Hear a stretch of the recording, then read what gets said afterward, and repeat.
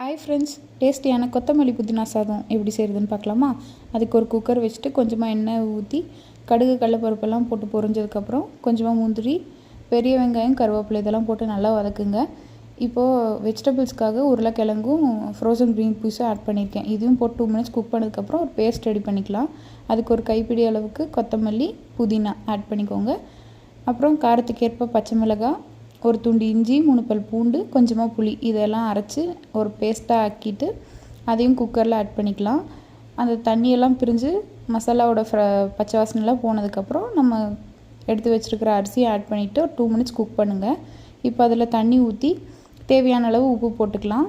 Cook பண்ணி ஒரு 3 whistle விட்டு எடுத்திங்கன்னா ஒரு சூப்பரான ஃப்ளேவர்ஃபுல்லான மின்ட் ரைஸ் ரெடி. இது டிஃபன் பாக்ஸ்க்கெல்லாம் ரொம்பவே சூப்பராக இருக்குங்க. கண்டிப்பாக ட்ரை பண்ணுங்கள்.